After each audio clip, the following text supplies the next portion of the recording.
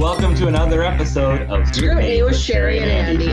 I'm Andy Vargo, and this is my bestie, Cheri Hardman. We decided to do something. Yeah? Andy Vargo and I will do anything for attention. Yes, we will. I'll tell you what I did. My nails, my hair, and my nails, my hair. You gotta give yourself credit for all the things you do. I'll tell you what I did earlier, later. Now I don't know when it'll happen. Earlier, later. And we're here to discuss my nails, my hair, and Being the best at no matter what it is that you're doing. Now I don't know when it'll happen. oh, that went really smoothly today. It went really fast. That was excellent. Way to go. We're getting it down. So here we are. I love your background. Thank you. I'm trying something new. I thought I'm always jealous of envy. I try not to live in jealousy, but I always love your background. I think it looks great. I love you got your brand back there. And I've been thinking about what am I going to do with that? And I have these templates that my amazing designer brand consultant made for me for Instagram that match my background for my website and everything. I thought, why don't I just use those as a virtual background? And well, it looks like I'm getting ready for it to say pow. I know. It's a little aside. When I did the branding, I specifically, one of the things I said is I like that kind of classic older comic book look. And my brand person did such an amazing job because Holly, she has her own business going now, and I'm going to be promoting that soon, but I'm not sure she's ready for me to be putting it all out there. So I don't want to overwhelm her with requests from our 100 million. Right. But, I everything that I felt like I said contradicted itself because I was like, I want something, comic booky, but still professional and modern, but not too trendy, and classic, but not outdated. And it was just, everything was like, I want this, but not that. And I don't know how she pinned me down, but she's the one who created the logo, the brand, the look for the website, and I couldn't be happier with it. Yeah, it really is beautiful. She's done a beautiful job, and you've done a beautiful job as well. It's not all her. So, well, she's given me a lot of homework along the way. You bring people in for help, and then it's okay, but what do you want for this? And I need you to give me this so that I can give you that. And it's like, right. Oh, that's why I haven't done this yet. But yeah. So anyway, but all of that aside, yeah, so I'm excited to be able to find another use for some of the same stuff. Today we have a visitor on set. We do. Who's the visitor? Smokey is sleeping in this room now. Okay. After we've had her over a year, she's never slept in here before.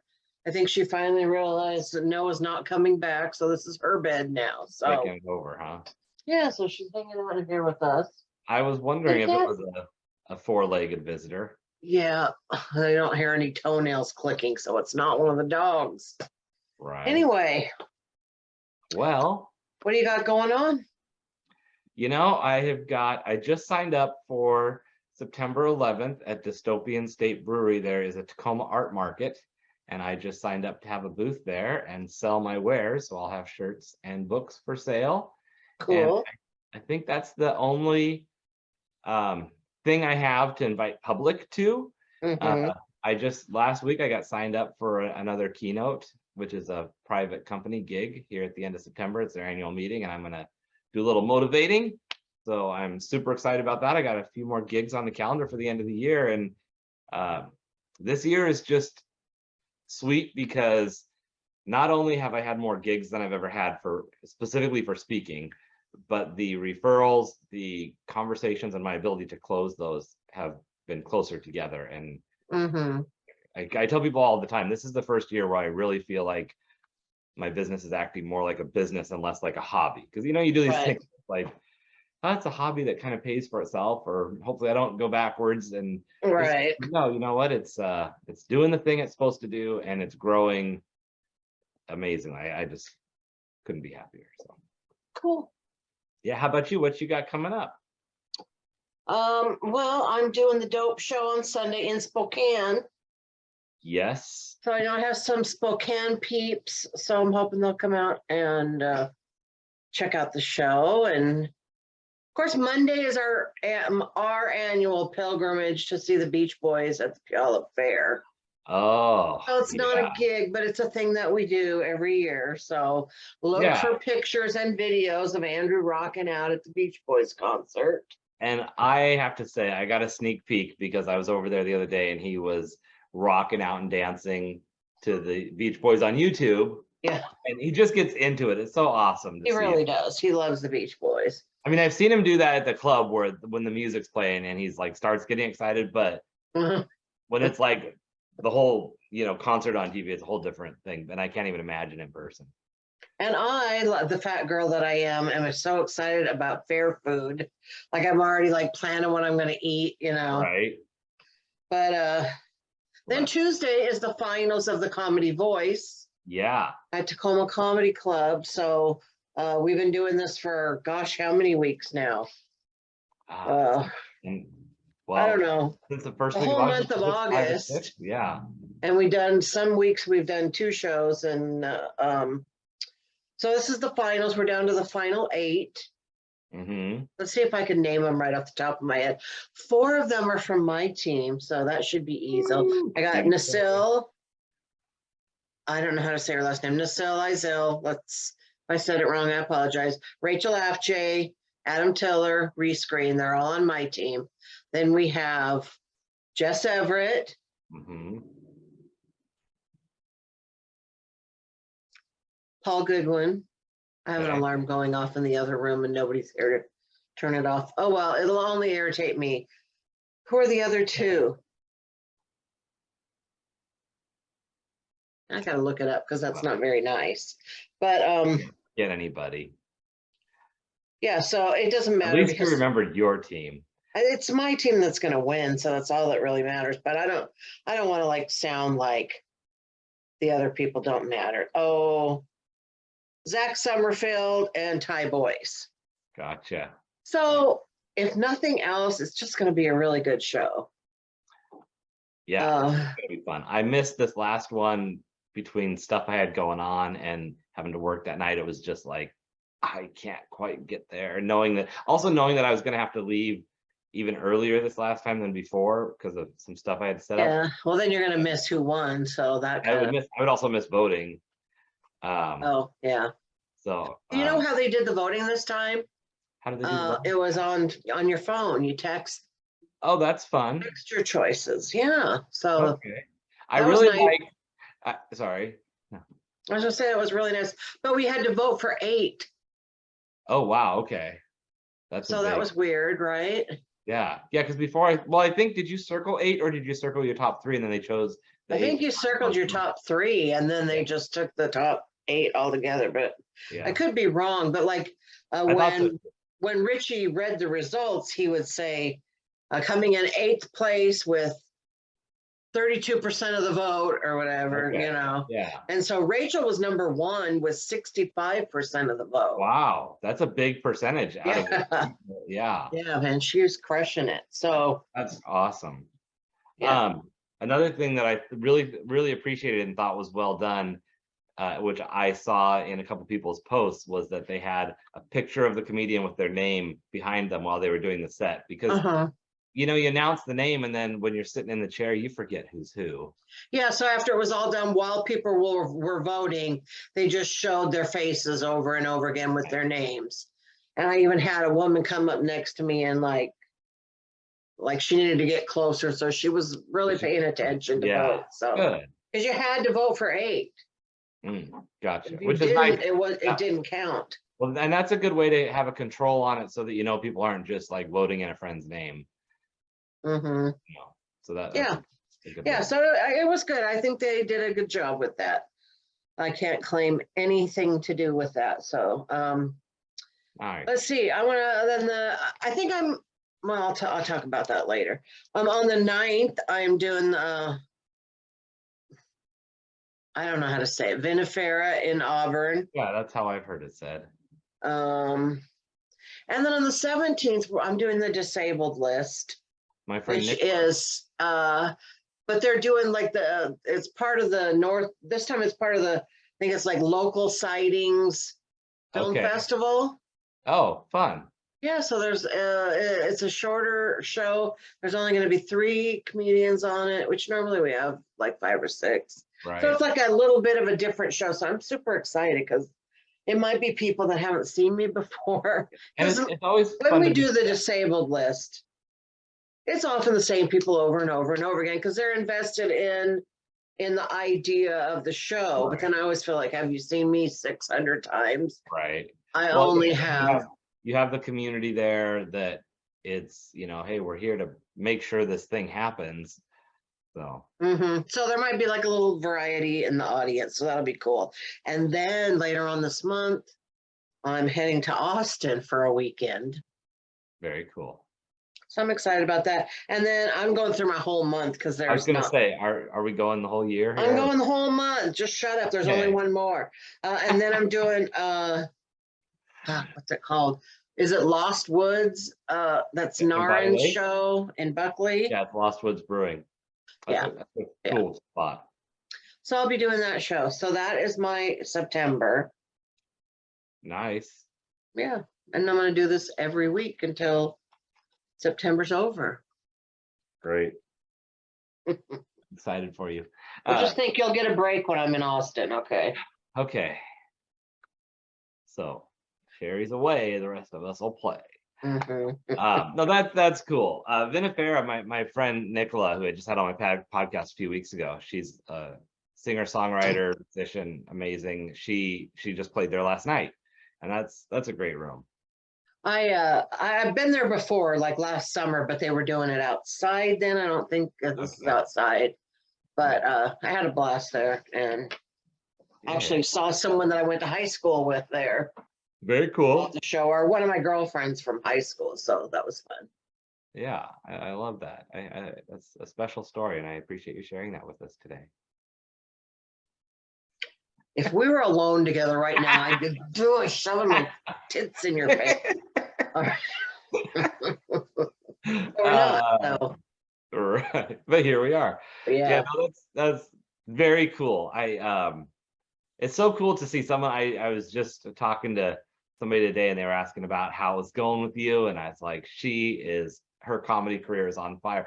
I'll tell you, my daughter-in-law saw she said she saw it on Snapchat, like a Snapchat, and you were in your scooter, and she said that my Own Your Awkward sticker was on it. And I don't know, maybe someone shared it or something. I didn't know if you were on Snapchat, but it was like maybe it was on TikTok because I don't do Snapchat. Well, yeah, that's what I said. I didn't think you did Snapchat, but maybe someone shared the TikTok to Snapchat because that does happen. Could be. It's the one where when we were going to that show. Yeah, that's what I thought it probably was. Because she said she saw you and she was asking how it was going. I said, oh, her comedy career is on fire. I mean, I said, just tune in today and you'll hear her entire month of September and you will know. But I said, you just got back from a comedy festival, and I'm sure that you're going to want to tell us a little about that. Oh, yeah. I forgot about that already. You just had a show on Monday at Otter, too. We did. I thought that was a fun show, didn't you?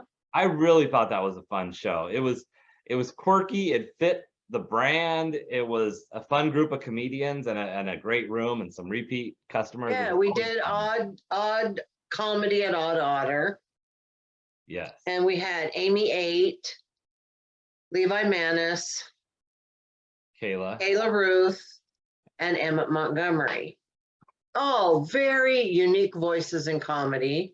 Mm-hmm. And it was kind of funny because here's the thing. You know that one couple that I'm assuming they were a gay couple. Maybe they were just 2 gay men, but maybe they weren't even gay, but. Were they sitting at the bar having pizza? No. Oh, the 2 guys that were up in the front room. Yeah. Right. I thought they could be a couple. I don't know. Yeah, I don't know either. But they said people that could be a gay. They were passable as a gay couple. Yeah, that's just my assumption. They said they had seen me at Nate's before, right? Okay, yeah. Well, I thought about them because you know how I've told you that fact that I read that when you're watching a comedy show, when you think something is funny, you always look to the person. Oh, yeah. That you feel closest to, right? So like if it was you and I, we would look at each other a lot. Well, oh, well, that was funny, you know. Well, one Right. of the guys just kept looking at me when it Oh, was funny. So I was like, that's weird. But I think it was just because he'd seen you before. I don't know why. It was just interesting that he's sitting there with his friend and he kept turning around, I guess just to check with me if I thought it was funny. I don't know, but it was interesting. And I thought it was all funny because it was all, I like weird and quirky stuff. Well, and the other thing that was so fun about that particular show was that every comedian had such a different style of the way they told their jokes. Some were super quirky and a little more energetic. Some, you know, you get Levi up there and he's like so slow and dry that you're like waiting for the punchline. That the delivery is the punchline, you know, and it's hilarious. But yeah, and then you get Emmett just telling his stories in a self-discovery way, which is just awesome. I love Emmett because I'm not always sure what's going to come out of his mouth. You know what I mean? Like I know Emmett pretty much is a clean comedian, and he, you know, he polices. I don't want to say he polices me. He encourages me not to do anything that's not politically correct. Like he's very careful with his words. That's what it is. He's very careful with his words. So when he does something like that whole Santa bit, it's so bizarre and weird and just like I can't imagine that coming out of anybody else's mouth. It's really brilliant. I just love him. It's just so weird, but not so weird that you're like, what the hell's wrong with that guy? Like you might think about Levi, you know, like if you didn't know him, you know. Well, it's just a whole they were all different kinds of weird. The other thing with the Sugar Plum Gary, which is the Santa thing that Emmett does, I really appreciate it because I know how hard this is to do, and I don't know if people in the audience always really pick up on it, but he did that whole bit without a microphone in a bar setting that has a lot of noise sometimes, and could totally pull it off with captivating the entire room without even needing the microphone to entertain everyone there. And actually while he's changing his clothes. Yeah, right. Yeah. No, he's great. So that was fun. I really enjoyed that show. I love our shows at Odd Otter because there's this guy that like you know, works there that like kind of lets me do whatever I want within reason. So I really appreciate him. And you know, that gives me a little bit of creativity, like, oh, that's, you know, what do you think about this? And then we could try different things, you know. It's a great way to take a risk and find out what will and won't work in different situations. And if it may work for that room and not another room, and it might not work there, but work somewhere else, but at least you get a starting point to then play around with and say, oh, well, I want to try that somewhere else, but based on this, I want to, you know, tweak it or whatever. But now I do wish sometimes we had bigger numbers of audience, but it is a Monday night. And Monday night is just, let's be honest, it's not the best night for comedy, but for a Monday night, we get a pretty damn good crowd sometimes. Yeah, we do. So I'm happy with how it's going. Oh, the kitty cat wants out of the room. Meow, and the you want next out? show coming up at the end of September is going to be another Unmentionables. So that will be fun. Yes, which is so fun. Because we haven't done that. We were doing it every other month, and it's been a couple months now because of the special shows. Right. And we have Bo Blast headlining, which is going to be fun. He always I'm letting the cat out, so. Okay.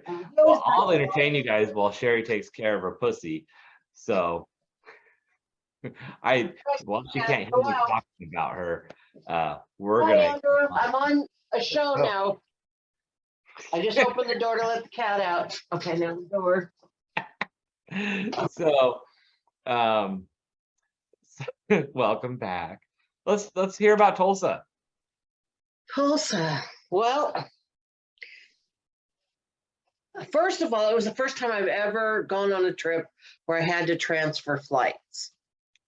Wow. Okay. I was super nervous about that for several reasons. And I know a lot of people ask me questions about how I travel with my scooter and stuff. So I might be giving like too much information here, but I fly Southwest because they give me 2 seats. And if you're fat and want to know how to get your second seat, get at me and I'll tell you. And it's free. So I'm worried. So, and I bring my scooter, and what I do is you have to have it tagged, and you have to pull up to right before, and you have to walk in the door and go get your seat. They come and get it. They take it down and put it underneath. Whenever you arrive where you're at, it takes quite a while for that to come back up. So I was just worried about the lag time that it was going to, but luckily, I mean, they know what they're doing. They put the 2 gates right next to each other, fairly close to each other. So it wasn't, so anyway, it was super easy. Well, which it makes sense, because if you have a celebrity on board, you want to arrange your flight patterns. Right. For that. But the thing is that like other airports are not like SeaTac. Right. I mean, some are, but like Denver is just, there's like, it felt like there's nobody there. There's no one here. It's just empty and open. And there's all this space, and there's not like a big congregation of people at a gate, Right. And so it was really easy to get around. It was easy to switch flights. I had great transportation. I had the same guy that picked me up and took me back to the airport. So like all that went seamlessly, except they lost my basket that goes on the front of my scooter. And attached to my basket is my cup holder, which we know Cheri likes to put her drinks in there. And so I couldn't drive around with a drink at all because I had nowhere to put it. So they finally found my basket and brought it to me. But as for the festival itself, everyone was so nice, just so nice. Every comedian that I met was really nice and welcoming. And, one of the guys, they were all like, a lot of them were like, oh, your submission tape was so funny. I'm like, how many people watched it? Like, who was on this committee? Because there were so many people that said that. Yeah. But one of the things I really wanted, the big thing I really wanted, was to meet Rory Scovel, because I've developed like a fascination with him. Right. And like since Noah died, that was one of the first things I did in the first few days after Noah died, when I was just crying and crying and crying. And finally, you just can't cry anymore for a while. So I would put on Rory's comedy specials and watch them, even if it was just little bits at a time. Yeah. And he really got me through that first week, was just watching Rory's stuff. Everything I found was funny. Like everything I found was funny, Yeah. There wasn't a bomb in the bunch. And so I really wanted to tell him that. That just was important to me to say, I just want you to know that you got me through my son's death, Yeah. And so I was there with and weren't you on a show with him, right? Yeah. So before the show, I was with that guy that I can't think of his name right now, that took me all over and gave me presents and stuff. God, I'm sorry. Mr. Tulsa. Yeah, let's call him that. I'm brain farting and I don't have his card right here. So he was so nice too, so I feel bad. But he goes, oh, there's Rory. And then he called Rory out and said, oh, this is Cheri Hardman. She's going to be on the show with you. And I was able to tell Rory what I wanted to tell him. And he was so nice and so genuine. He looked me right in the eye and he smiled and he was nice and he listened. And I got to rub his arm and it was really soft. And and he's way more handsome in person, like unbelievably handsome. And wow. And he leaned down and gave me a big hug, and that was initiated by him. Like, I didn't say, "Can I have a hug?" He like hugged me. So I felt really good about that. I didn't get to see him again after that, except on stage, which he killed, of course. Yeah. I had a great set. All I heard after was, "I wish you would have been on longer." So that was really, if I had a complaint about the festival, is that I didn't get enough time on stage. So. But other than that, everybody was nice. And Tulsa is hot as hell. It's just It's a kind of time of heat that year. just sits on you. Mm-hmm. It's not like a Vegas heat that's just hot and crisp, you know. It was just like, and it's not like a Georgia heat where you're just sweating your ass off. It's just this oppressive heat. I like how you have all the heat, like this kind of heat and that kind of heat. Yeah. I didn't like that at all. I stayed in a lot. That's fair. But it was a great time. I would highly recommend it. You know, I mean, it's a ways to go and all that, but they were really nice and really kind to me, and they had like get-togethers and you know, like dinner for us and everything. So well, every time you go to a different area, go to a different event, even if it's local, you expand your reach in your community, and you just add a couple more people here and there that are now resources and connections, and that you can be a resource to as well. Right. And then you can get on your podcast and forget what their names are and look like an asshole like I just did. So which is true. That also can sometimes happen. Yeah, so I know it was great. And so I'm looking forward to going out to Austin this month too. And then next month I'm going to Vegas. So I need a lot of work right now. Let's just say I need a full calendar of paid gigs to help me with all this travel.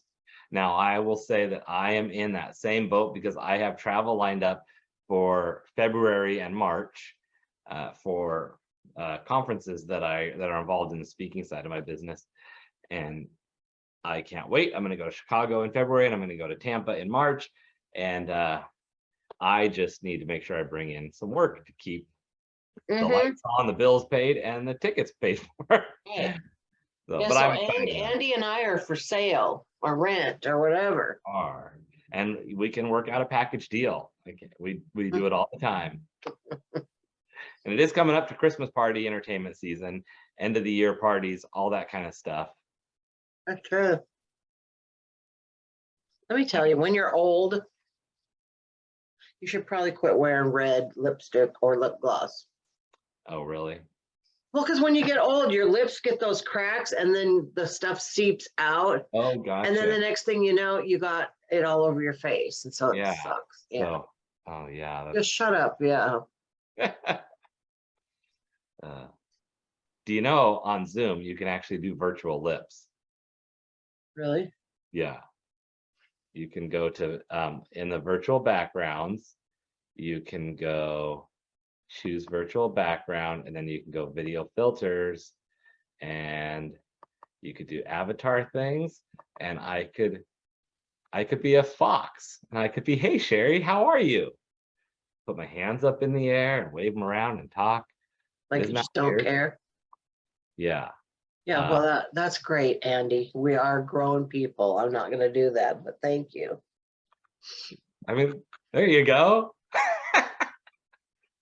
Goes really well with your mustache. Thank you.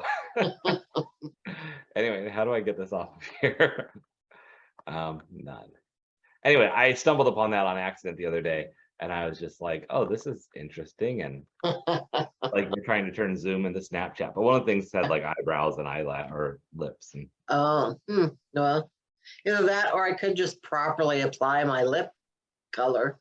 So do you always have to take the tissue and go? No. My mom always doing that when I was young.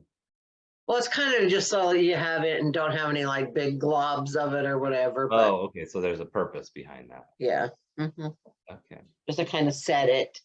Can I just say? Yeah. Something about what I want to, what I would like to talk about. And I'm going to have to be a little bit cryptic here. Okay. I don't have to be, but I choose to be. Today, I'm really fed up with drug addicts and people who are just inconsistent and unreliable, and having to deal with people who are fake and lying about who they are is really wearing on me. And hopefully I will be done dealing with these kind of people. But I have to also realize that my son was a drug user. So he fell into this, and he's surrounded by people who all do drugs and pretend like they don't and think that I'm stupid and I don't know what their lifestyle is really all about. And they try to act like they're something else. And they're not close enough in my life that I'm really equipped to have these conversations with them. I really just want to be done with them, you know? Yeah. And I know they're human beings and blah, blah, blah, blah, blah, but fuck, man, I'm so sick of it. Today, especially, it kind of ruined my day. I mean, I know, you know, typically I would say it can only ruin your day if you let it. But I think like in a grieving situation, and I'm not getting ready to cry, but there's just something weird in my throat. When in a grieving situation, you're just going to have days that are just going to be fucked up. It's not a choice that you made. It's just shit's happening that's way out of your control. Yeah. And so I'm having to wrap up some business and I'm just having to deal with unsavory people. And I don't like it.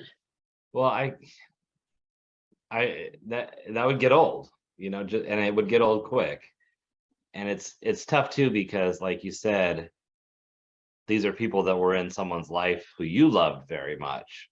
And so and this is on a much smaller scale or much less serious scale, I guess. But you know, it's like when you have that friend, like you have a friend you really care about, and they just have these friends that drive you nuts, but you still want to see your friend, you still want to have, you're like, are they gonna bring Cheri? You know, it's just like whatever it is when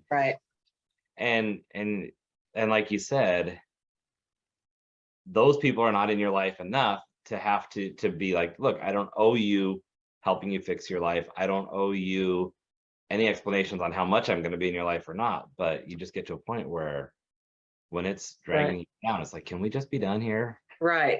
Well, and you know, with you know, being in Codependence Anonymous as many years as I have, which I don't think I like celebrated my birthday this year in Coda, but I think I'm at 17 years.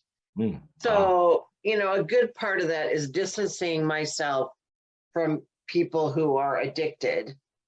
Oh, sure. But I'm having to deal with business like my son's car, for example, and having to figure out what to do with it, and, you know, bills, and just making sure all his business is done and taken care of. So I'm having to deal with people that, you know, I don't really want to deal with. So, but I find that like when someone's unreliable, that's one thing I love about you, Andy, is if I say, can you do this for me? Or can you be there on Thursday? If you say you're going to be there, you're always fucking there. And yeah, and a lot of people aren't like that, you know? And so, but it's just like, what the thing about those kind of people that don't show up for you is that they always have these dumb excuses. Right. And they expect you to believe them, and you just have to, what's the point in calling them out and saying, I know that's bullshit. Yeah. There's no point in arguing that, but it's just like you really think I'm that stupid is what I want to say. Yeah. It's like, look, I wasn't born yesterday. I know the game we're playing here. You're not fooling me. But at the same time, it's not worth the energy to have that dialogue. You're going to be met with more proof, more excuses, more stuff. And it's just because that's the reaction. That's the way, that's the game in their head. Right. And I was just talking to somebody, similar situation, talking to somebody that we both, now I have to talk cryptically. So me and this person have someone that we very much care about, that we have a lot of care for. This person has a lot of addiction type issues that get in the way of their health. And I said, you know, they're not lying to anybody other than themselves. Like when they're telling us these things of what's going on, they believe that they are, you know, that, oh, it's not that much, or it's just this, or I don't do this that much. It's not like they are trying to paint it in the best light, but bigger than that, that's what they've convinced themselves. And so it also makes it easy for them to keep saying that thing. So if you argue with them and say, no, not really, they believe it so passionately that I think they would pass lie detector test because in their mind, that's the situation. But then you have to say, okay, well, how invested am I in this person to like I've gone on dates where I've left thinking, okay, that wasn't worth the hour. Come to think of it, it wasn't even worth the 15 minutes to get ready to go to spend the hour together. And I've had to get better at filtering out the date situation and being like, okay, if I, let's make sure we know that first. But it's like that, like, is it even worth the conversation with this person? Not. But That's why I see unreliability as a big I don't want to say trigger, but just as if I notice that someone is unreliable, that's probably the first thing that's going to keep me away from them. right. I just realized that my mic was on the floor across the room. Oh, really? So hopefully you could hear me this whole time. Yeah. Yeah, it is very much like, I think we all have those things, and I believe that all of those characteristics, they all play together. Like whether it's trust or reliability, it's those same virtues that we may find a different way to say, well, I like the reliability in someone, or I like the authenticity, or whatever that thing is. But it all comes down to that whole package of someone being someone that we can count on. Right. And if I see those inconsistencies, not really instant inconsistencies, but like someone that's always like, oh, let's get together, but you're like, oh, sure. And then and they never show up. They always have a reason that they're sick or their car doesn't work or something. So much so that you just let them pick a day and you say, and you don't even write it down because they're going to cancel. It's like sometimes those relationships are with people that you've known for so long that they're just in your life because they've been there for so long. And you can have a perfectly fine time when it does happen, but you also have to know, okay, with this particular person, I'm not going to cancel other plans or put my life on hold. And if they text me that morning saying, hey, we still on, then great. But I'm not going to be the one texting you saying, hey, I'm just making sure we're still meeting this day at this time. Right. And then listen to your excuse again. And I feel like there's been times where I've been that guy because of wherever I'm at in life, where I haven't been as reliable, or I haven't had my stuff together, or I've taken on too much, is what happens a lot with me. And I've had to learn to say no, because I've tried to say yes to everybody, and then I'm late for this one and can't quite get that done. And but yeah, it gets old. Yeah, it really does. So there's that. And on that front though, I would say, so I have this thing I call the incons. The incons are my biggest pet peeves with people, and it's inconsistencies and inconsiderations. It's like you're inconsiderate of people, and you don't, just little things like not holding the door, paying attention, standing in the aisle in the middle and not even noticing that people need to get around you, like all those, just being standing in front of somebody in a wheelchair that's trying to watch a show. Yeah, inconsiderate. That's one. And then the inconsistency where people are just way one way, then way the other, then all lit up about this, and then like that. Those are the things that just drive me crazy. And but it's all about self-awareness and consideration. Well, and sometimes too, like I gotta say right now, I'm probably not a very good friend. I can't be right now. I can do my best, but I sometimes I can't even get through the day, or I can't even, like I'm trying. And it's like my kid died over a month ago. It feels like it was just last week. Oh yeah, it's going by so fast, but not in a good way, Right. And it's just like I tried at first, like to meet people and hang out with them that wanted to talk, but I can't be there for anyone except myself and my family right now, and that's just I hope everybody understands that. But if they better, and if they don't, then they're not being there and waiting for, right? And but also friendships and relationships, they're like it's like paddling a canoe where sometimes you're paddling on one side and sometimes you're paddling on the other, and you can't always both be paddling at the same time, but the other person picks up, it's like you can't be the one steering the boat right now.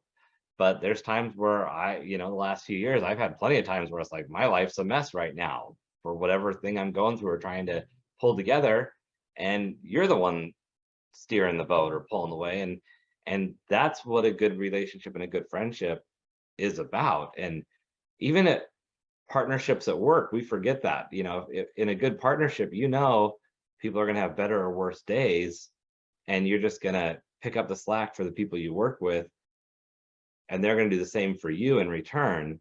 Where it becomes a problem is when there's always those people that are those ones that are always making excuses, are always needing the slack picked up, and that's like, well, now this isn't a good, healthy relationship. Right. But Yeah, I guess I just wanted to say that because I want people to know that I am aware that I'm not myself right now, and that I hope that's going to be okay. I'm going back to work, so I'm going to try to. I'm taking the first 5 days bereavement though. oh, good. That'll give myself just a little bit of space to take care of some business that needs to be taken care of, and yeah. That's good. I'm glad you're able to do that. Well, I don't have the official approval, but yeah, I'll get it. I'll get it. Good. All right, we still got time. What else do you want to talk about? Well, I'd like to talk about the situation with the thing that was going on in the deal with the place and the people, whatever that is, if you remember.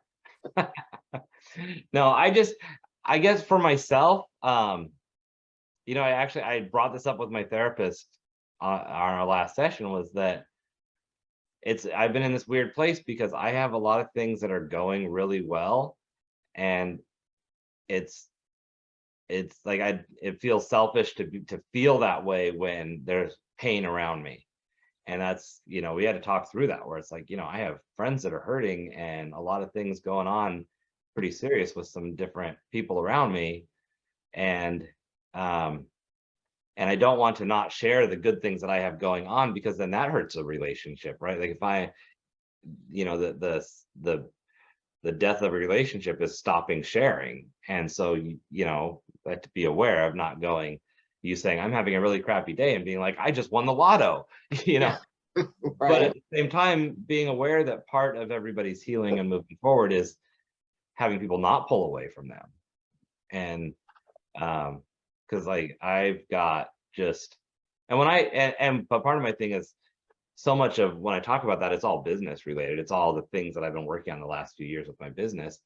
And like, it's starting to get to a point where that feels really good, because I can start to pull in other aspects of life where, I feel like I have a lot of personal fun and stuff too. It's not just business, but whenever people ask what I'm doing, I'm sure people around me are sick of hearing me just talk about my website, my podcast, my this, my that. And that is, sometimes I feel like that's all I'm ever talking about, but that's so much of my focus is going into that right now. Mm-hmm. So I know. I was thinking about this the other day because it was like you had another situation came up in your life right after my son died. yeah. And I was talking to Dave, and I was like, I go, poor Andy, like he's got things really going really well for him personally right now. And I go, but and I know that he like is trying to like manifest positivity and everything. And I'm sure that talking to me right now and other situations he's got going on are negatives. And I go, but that's where I know that Andy like isn't going to go like, I'm going to abandon you because you're negative right now. Because I know that if you have to make that choice of like, am I going to be a selfish asshole or not, Right. And I knew that you wouldn't. So, but it's like I did think of all this for you, Yeah. Well, and it's also interesting too, because my goal and my mission is to help people. So if I'm going, well, things are good for me, sorry, then that's pretty much flies in the face of why I'm doing what I'm doing. And so if I can't figure that out and keep keep things positive in one bucket while being compassionate in another, then I'm going to have a lot of things to figure out. But it was just very interesting because my you know, I meet with my therapist every few weeks, and even though like when I feel really well adjusted, sometimes I go in there and I'm like, I don't know why I'm here today. And then sometimes by the end of it, it's like, oh, we uncovered that thing that I apparently hidden away. But that particular last one was very good timing because it was like that morning of other stuff going on. And it was just like, this is really a weird headspace to be in right now. So. Yeah. I might even call about some grief counseling or something. I've kind of not wanted to do that because they're always wanting to put you in groups, and I don't really like listening to other people whine. You know what I mean? Like, I don't like that. Well, and one of the things that makes me nervous about support groups, and they have a place, and I think there's a time where they can get you to a certain area. But sometimes if you stay too much in that space, then I feel like it has the opportunity to become almost not enabling, but too much of the discussion around, well, this is why we're here. So I think it really depends on how the group is led and what makes what makes and well, and it is a dangerous place to be for a person who has codependency issues. Sure. Yeah. Already. So that's, so I kind of, but I also feel like I don't know. I think it needs to be suicide specific, first of all. Sure. Because there's just so much. It's like I try to explain. It's like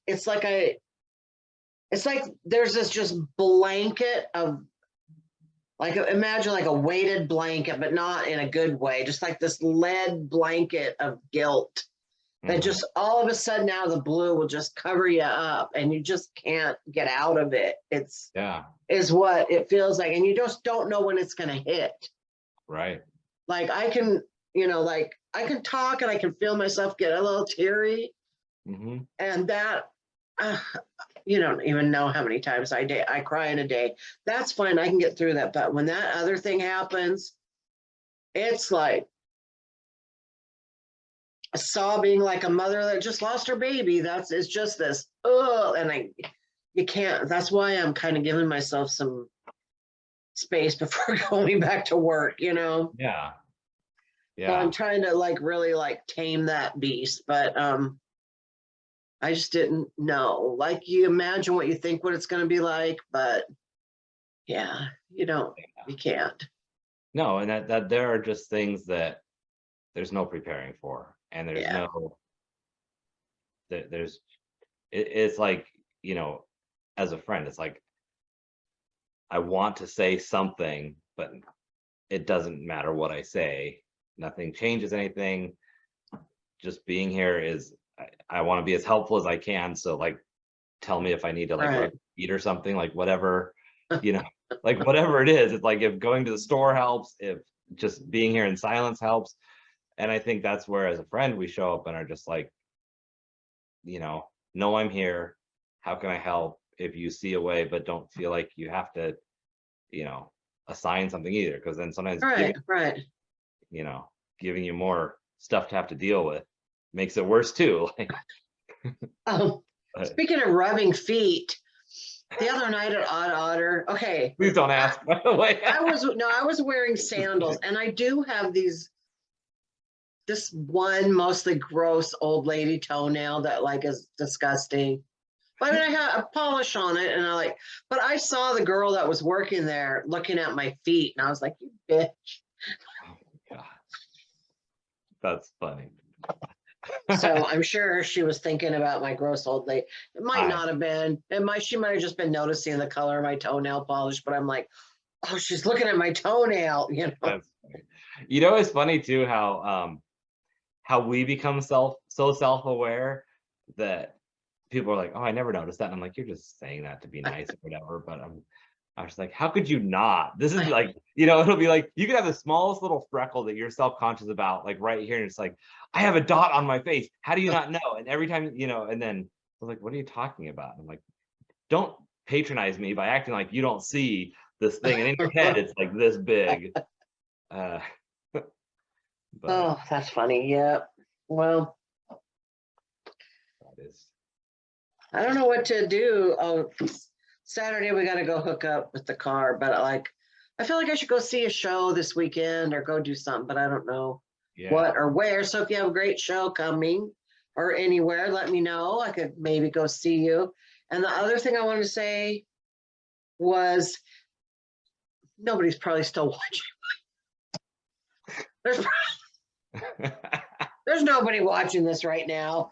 But if you're watching this and you are really good at marketing shows and getting butts in seats, I want to pick your brain. So talk to me. Yeah. And Yeah. I don't mean like someone that's been doing this 6 months, because we all have that beginner's luck. My shows were all standing room only when I first started. I mean someone who's got some longevity and has been doing this for years Mhm. and knows how to get butts in seats. I need to learn that because I'm good at many things and that's not one of them.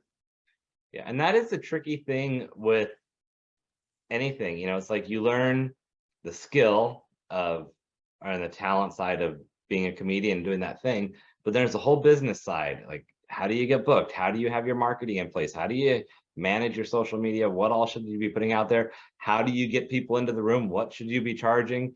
That was something I've been doing, the speaking thing for 5 years and coaching, and it's taken me until now to feel confident in where things are, and I still have so much to learn, Right. but I feel like I finally have the right base. But now it's the same thing, like there are certain events I want to put on, it's like, well, now I got to learn that, and how do I, it's like, Well, it's damn it. great. It's great to constantly be learning things, but it would be nice sometimes if you already knew stuff, you know. Yeah, yeah, and also to be able to learn something, put it in place, and see some results from it is so Mhm. fulfilling. Go Yeah. say, I met up with somebody, we did a workshop, or we talked about this, or I got some advice or ideas. I put it in place, and I got 20% more people, or a full room, or whatever it was, like that I could tell a difference. I'm just looking, it's like your head and you are like this big and my head is like ginormous. And I I mean, we should, know my body's bigger, but it's just funny. yeah, next time I should probably adjust the camera a little bit so that we're a little bit more evenly. It's like whenever Dave and I get our picture taken together, I'm always like, get behind me. Otherwise it looks like I got a giant head, so Yeah, it's like that whoever is holding the get in cell front of phone me. in the group pictures, the whoever's in the front is the big head person. Yeah. All right. Well, I'm going to go put some food in my big head. So Yum, I think I might do that same thing. I think we got a rotisserie chicken and some salad. It sounds delightful. So, Okay, well, I would like to talk to you later, and everybody else, you make sure that you come back next week for another episode of Scrutiny with Cheri and Andy. bye.